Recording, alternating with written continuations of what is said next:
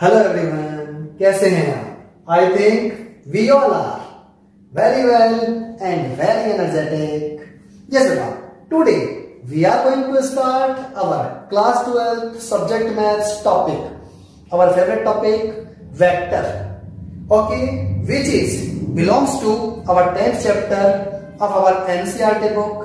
And in this topic today we will discuss about product of two vectors.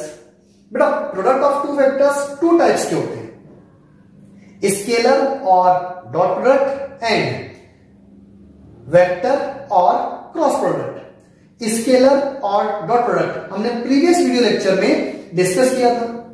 So today we will discuss about vector और cross product. Okay, so for that we assume A and B are two given vectors and theta is angle between them.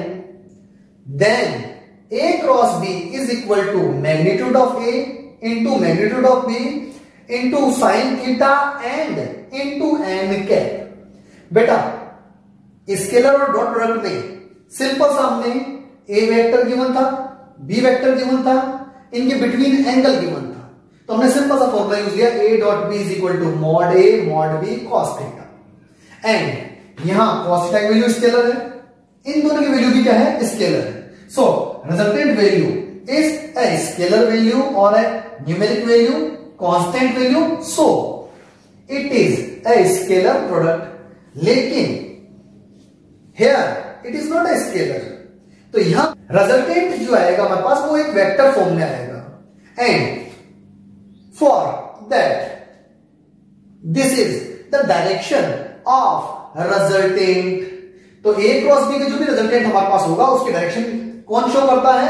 N cap. So here n cap is normal और perpendicular unit vector.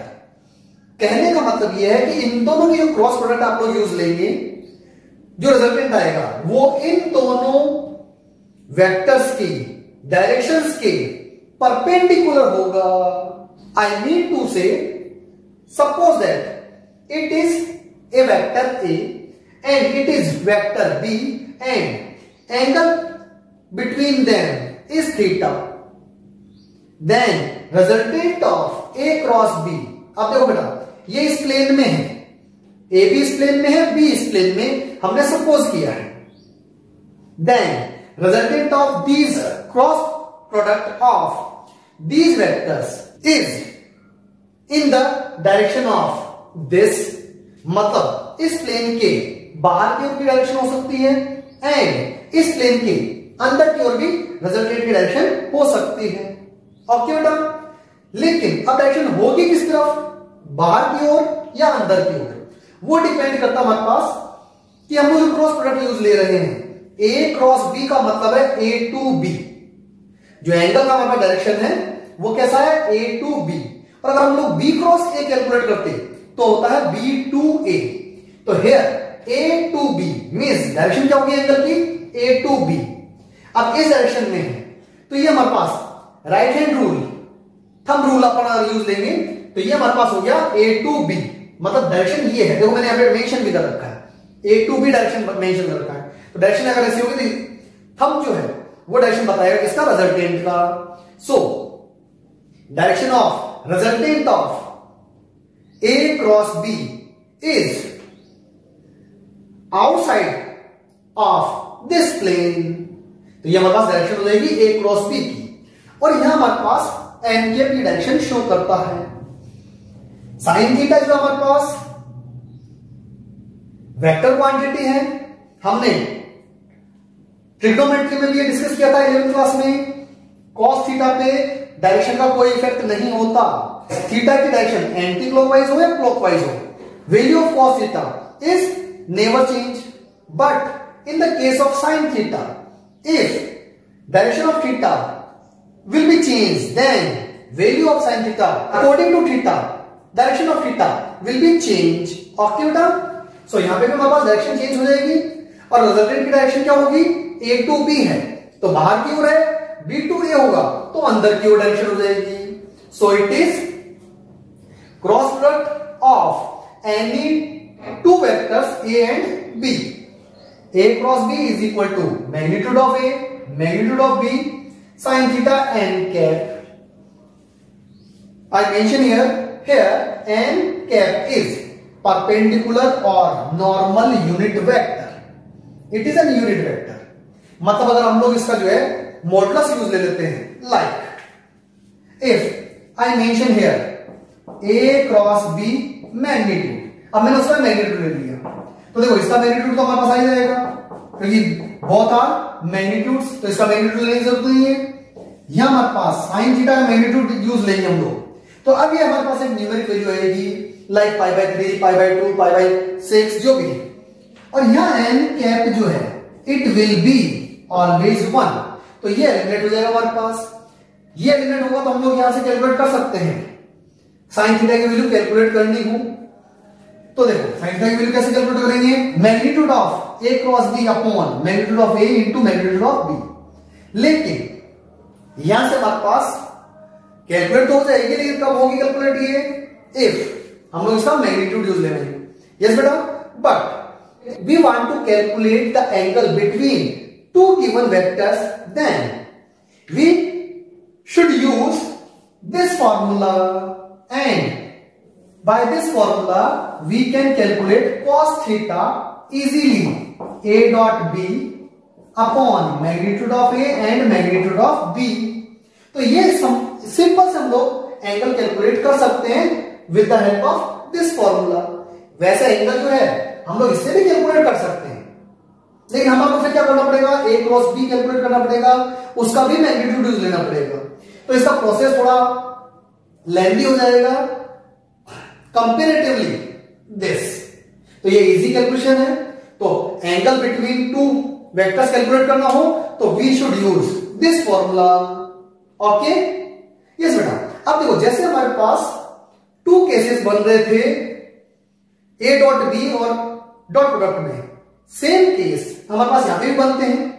If given vectors A and B are parallel to each other, if parallel to each other then angle between them is 0 degree and as we know sin 0 is equal to 0, तो total term क्या हो जाएगी 0, then we can say A cross B will be 0।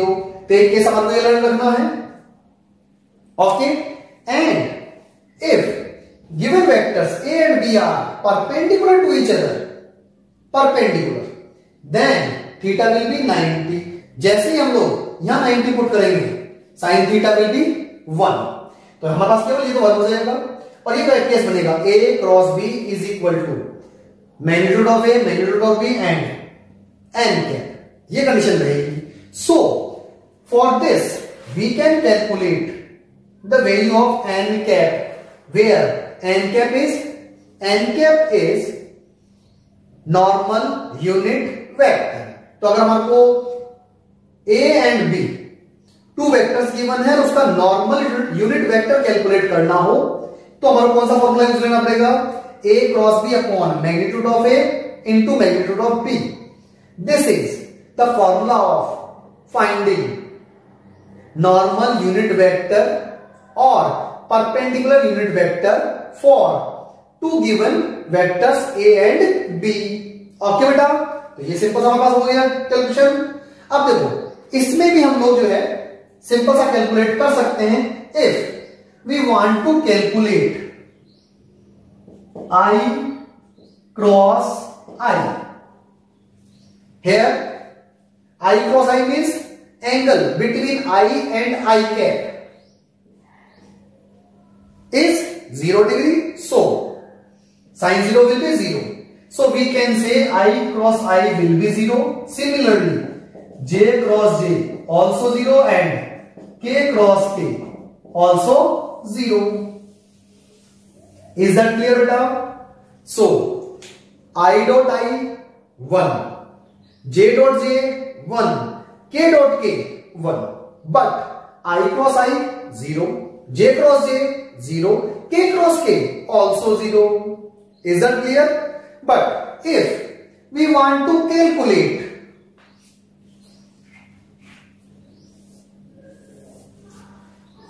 I cap cross J cap, then angle between I cap and J cap is 90 degree. So sin 90 1, यहां 1 हो जाएगा.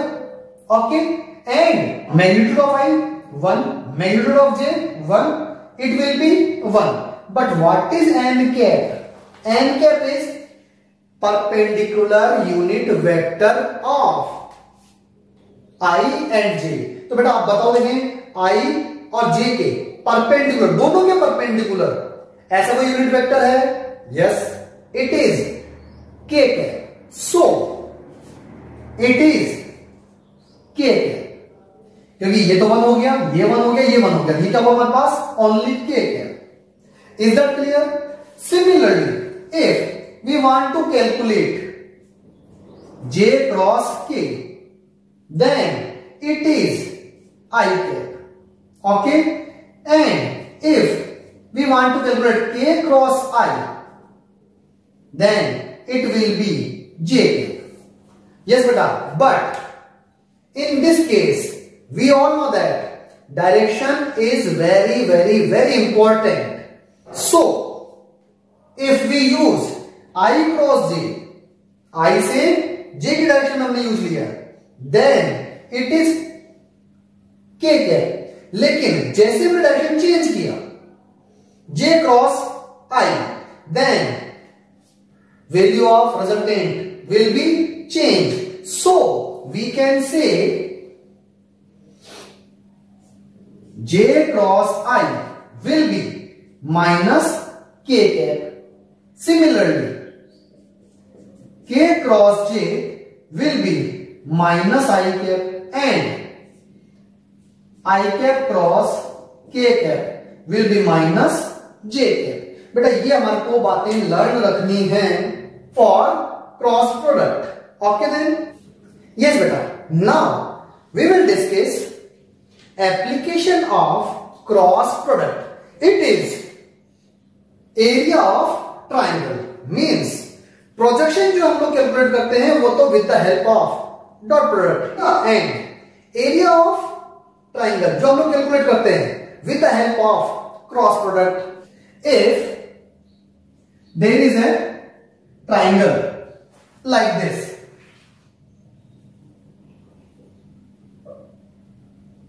A, B and C.